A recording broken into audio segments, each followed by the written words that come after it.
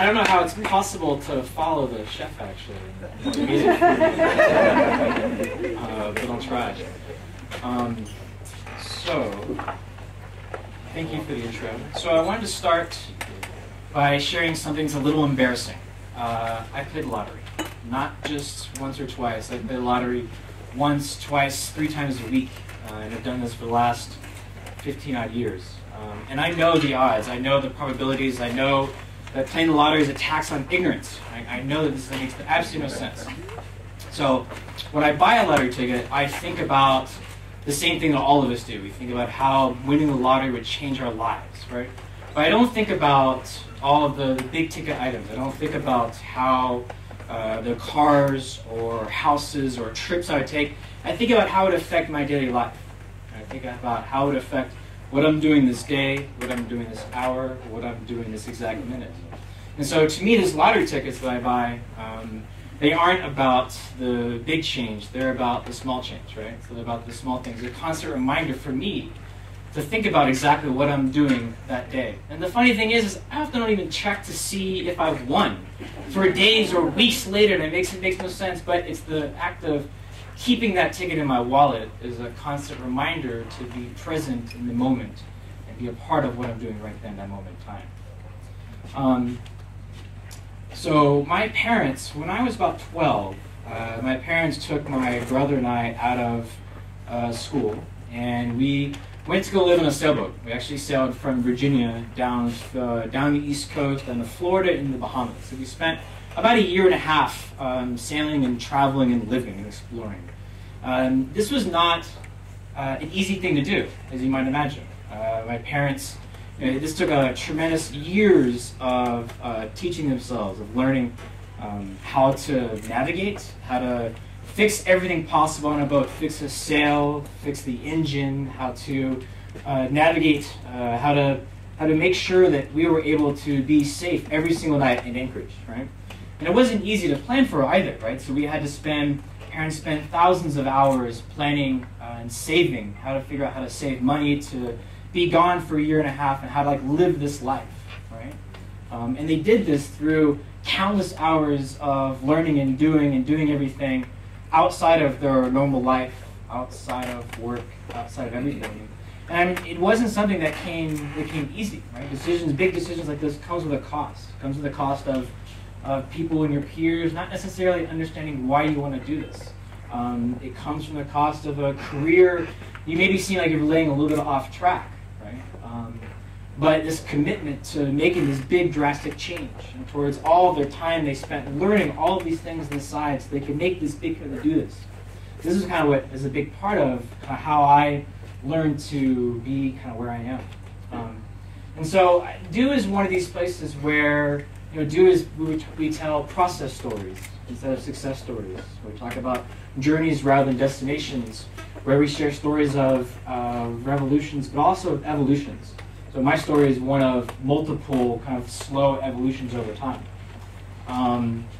So this is like a big part of how we are. So I want to share a little bit about how I've invested all of my time towards doing and building myself into kind of who I am today, kind of how to kind of guide myself forward. So I'll start with being a photographer.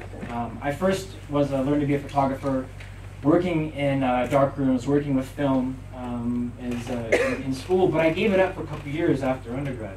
I didn't do anything around photography until I actually went back to graduate school, where I was doing a business degree. My best friend, he convinced me to buy a digital camera and start taking pictures, and I carried it with me everywhere. This is actually the very first picture I took with my first digital camera. It's something I ended up committing a massive amount of my time and attention towards over time.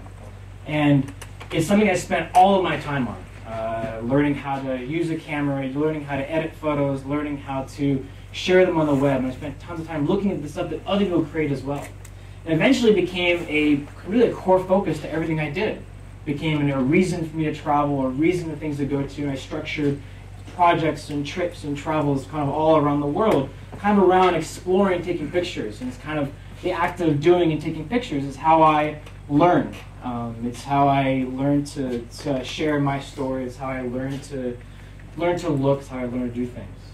And it became like a major part of my life throughout everywhere I went and everything I did. And so after a number of years of working in corporate jobs after grad school, I decided to, while I was doing all this photography on the side, I decided to leave and quit and take some time off really to devote myself to photography full time. And so I thought that's what I was going to do. So I found myself, after a couple of years of traveling all around the world to India and all around the States, and all around the U.S. and Scotland and everywhere, I found myself in New York. And so, after a couple of years of traveling and living in New Orleans and other areas, I found myself in New York, and I found myself needing to make money. And so I first started to pitch myself as a photographer to places as a way to make money. And my big break as a photographer came when I actually lost a bid. So I lost a bid to shoot a conference, and I asked for a pass to attend. So I attended this conference, and I shot it as if I was the photographer who was shooting it. Showed up, took all the photos, edited everything, shared it with the organizers immediately after the day. And the organizers were so impressed by this that when their next event came around, they hired me. And to this day, I still actually shoot events for them, and they refer me to other people. And this is how I came to shoot events where with presidents and CEOs and business luminaries and everybody. And this became a big part of my life. This wasn't something I learned easily. This wasn't something that I was taught how to do. This was it's not something that came easily as well. Showing up at these events, being exposed to what I didn't know, being exposed to not knowing how to do certain things, working with dedicated professionals who have done this for years, decades even, and being really truly the amateur in the room is what made me the professional that I became. So the interesting thing about this is, for me, this wasn't just photography. I was fairly self-taught in kind of everything else I've done. One of the other big things I do is I work with early-stage entrepreneurs. Now, the way in which I work with early-stage entrepreneurs has changed over time. I first used how to use Excel and build financial models when I built a model for myself to track my spending. I started 17 years ago, and actually today still track every single dollar I spend. So I built these financial models for myself, but eventually kind of learned how to build really deep, detailed financial models for clients. And actually, this process of analysis, process of using Excel as a tool to understand business, became something that was a guiding force behind my first jobs at a school and private equity and working in startups. But it also became a guiding force behind what I did as well. I ended up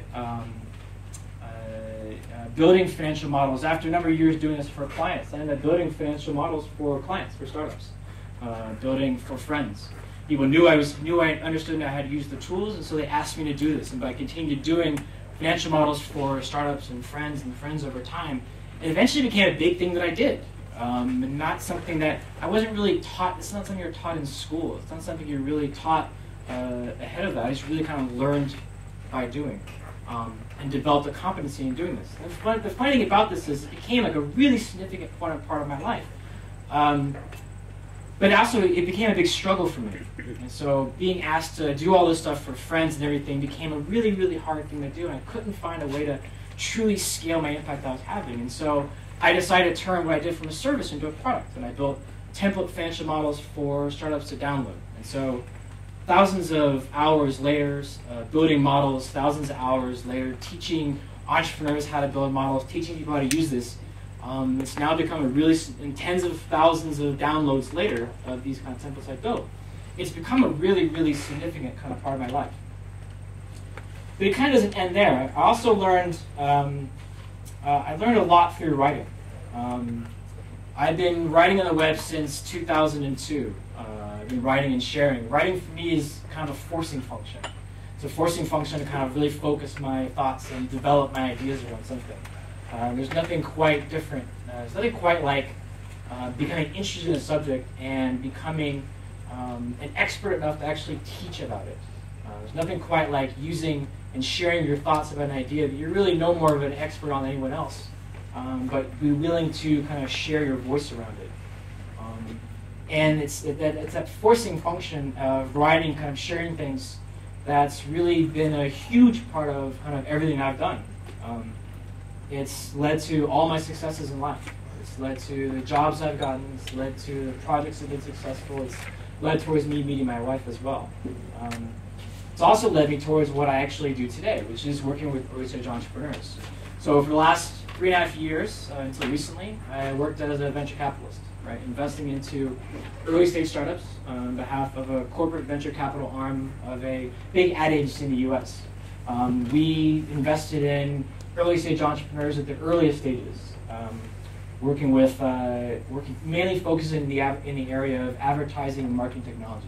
Now, this is an area I didn't really know that much about before I started, but my boss, and to my everlasting gratitude, realized that I could learn how to learn this area and understand and actually succeed at it. I love this. I got to sit down with hundreds, even thousands of entrepreneurs, discuss their ideas, figure out what they were doing, figure out how to get help, and for a very small number of them, actually directly invest in them, invest in their future. We approached this idea of how to be a venture capital investor a little bit differently than most, right? So we released books. We released a book called Create Entrepreneurship to the web. It's been downloaded by tens of thousands of entrepreneurs around the world. We built internal classes and taught about venture capital entrepreneurship inside the actual company itself. This idea of how to teach people to be innovative throughout the company is not something that just a small number of people who touch entrepreneurship should do, but something that everybody should be a part of. I approached doing it in a little bit different, transparent manner as well. I actually did a survey, did an anonymous survey of all of the entrepreneurs I met about how I did, how my performance was, and then shared this. Actually shared this on the web. This is actually a graph of my net promoter score, basically, of a couple of years of entrepreneurs and whether they would recommend me to people. Obviously, I failed a couple of times there, but we did this in a very different way. Now, I said until recently because this past summer I left. Right? So I left my job to pursue other things. I left because I wanted to further my growth and grow in very different ways. So I've kind of gone back to a bit more of the consulting and the advising and the mentoring of startups I've always done in the past. I've done this through my own work, but also in directly working with a nonprofit called Venture for America. Now, Venture for America is this nonprofit that was founded by a very successful entrepreneur a couple years ago. He founded this basically as a way for smart, young, passionate people coming out of college to spend their time making and learning by doing and working with startups rather than working in big companies and big organizations. And he did this basically because in the States, it's hard sometimes to find jobs at startups, right? So, especially coming out of school. When you come out of school in the States, you end up oftentimes working for big companies because big companies are the ones that come. They're the ones that come to recruit you. They're the ones that come to universities to recruit. And for kids coming out of school, it can be really hard. It can be really hard for them to understand technology. It can be really hard for them to understand what's a good startup and what's a bad one. And so Venture for America kind of fills that gap. Right? This isn't a problem necessarily for people who come from San Francisco or Boston or New York or other big areas, but it is for a lot of the other smaller cities all throughout the U.S. And so Venture for America fills this gap. And so for me, Venture for America, it's a story I connect with. It's a story that I think of all the years that I spent out of school, spent and misspent in many ways in big corporations. And I often think about how my life would be different if I had worked directly with startups right from the very beginning. My journey to working with companies was not easy. Not easy at all. So I'm sure many of you are familiar with this idea of something called a desire path. Right? So this desire path. Desire paths are something that are created by people. They're created by users. They're not created by planners. Right? They're created by what happens when you release people upon the world. I often think of my own path as something that's happened from doing, or it's happened from doing, and it hasn't happened from planning. And it hasn't happened the same way. And it's been tough, right? Someone in the beginning had to kind of start this way and go this other way, and people had to then follow them along the way. For me, it's been tough to kind of take my own path away from an old plan. It's tough to do multiple things. It's tough to have multiple versions of yourself, often simultaneously. It's tough to develop skills by doing, and not with degrees or with titles or with simple and easy ways to understand. And it's tough to spend the time doing these things. My wife and I, we have a thing where we go to art museums. Right? We look at the paintings and pictures and the arts in the museums. We also look at the artist bios. And the funny thing about these artist bios, if you ever kind of read them, you'll see they tell the story about the artist, about how they came to do this. They'll tell the story of X year they moved here, this year they started doing this, and then this year they actually this is when they created the art. The funny thing about this is these gaps in between those years are 5, 10, 20 years, but they can get condensed into this one single thing that we see on the wall. And it's those years and years and years of hard process which are generally not recognized. You don't see the long time it takes behind the scenes for many artists to do this. They take years to learn their processes, years of not being fully, completely understood by people, movements that created that made no sense when they first started, but now we fully understand them in retrospect. And I think that's part of what happens over time, right? So it's really hard to understand the processes that we go through at the time we're actually going through them.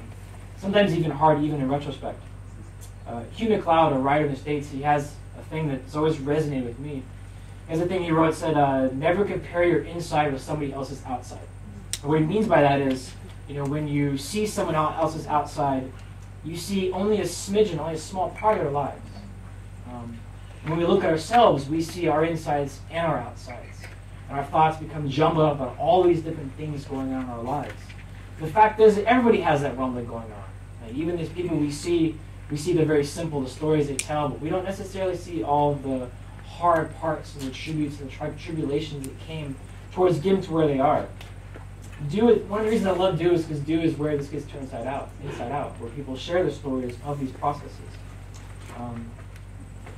And so I want to leave you with a couple of things. I want to leave you with things to kind of remember that I kind of learned through my life.